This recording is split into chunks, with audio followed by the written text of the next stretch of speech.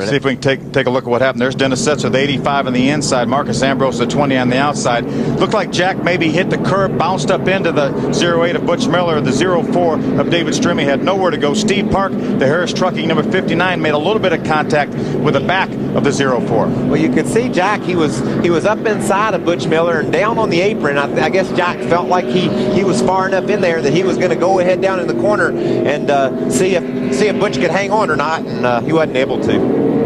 Right after the starts, he's already sideways, backs into the wall pretty hard, Michael. Yeah, and there wasn't anyone around him, so it makes you wonder if maybe he had a braking problem getting into the corner. Maybe even got caution flags, breed caution flags. Here we see Craig Kinzer getting turned around. He was sideways when he got to the corner. I think he overdrove that corner, locked the brakes up, as you mentioned, probably got the rear wheels hopping. It turned around before he even got down to the corner. Pretty lucky that he didn't get any more damage than he did. He tried to drive into a bit of a box there, Phil. He probably realized once he committed to that box, there wasn't any power down in 2 seconds. Already spun out, already had a flat right there. Yeah, may have had some contact to cause that flat tire. We see it's down. Yeah, there's Eric Darnell, the wow Ford for Jack Roush, doing a nice job avoiding Timothy Peters.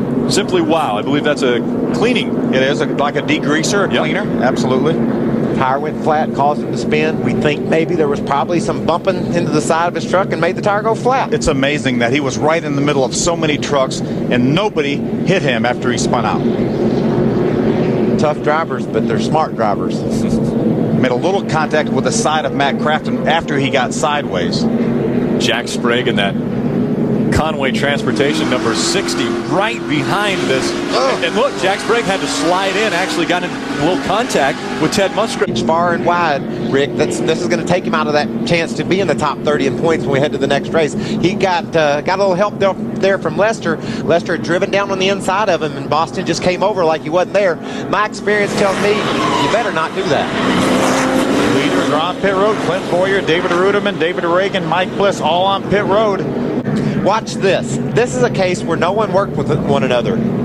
Johnny Sauter tried to stay in the middle. Timothy Peters came on the inside, and Boyer tried to take the corner. There just wasn't any room left. Yeah, Johnny Sauter couldn't drive to the inside because Timothy Peters was there. Unfortunately, Clint Boyer probably did not realize that. He didn't realize it was going to be 3 wide. He knew that if it was just side by side, that Johnny Sauter would drive down to the curb and he would have plenty of room. It didn't work out that way. A lot of times what'll happen, Phil, your spotter will say you got one inside. See if we can take another look at what happened here. See, there you go. There's Timothy Peters, the Ford truck on the inside. He really wasn't there. He should have given, as you mentioned, an inch or two, and that's all that Craig Kinzer would have needed. That just really makes you ill when people do that because it's uncalled for.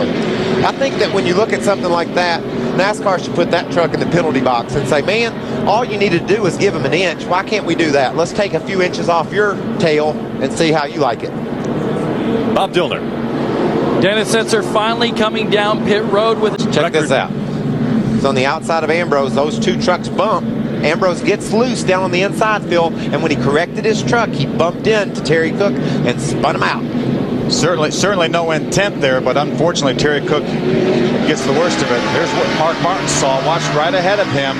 You see those trucks bump a little bit. You see Marcus get sideways. Clear. He had to chase his truck up the hill to corral it. Good job. Unfortunately, the 10 of Terry Cook went on. Here's Dennis Setzer, the Cure Autism Now truck.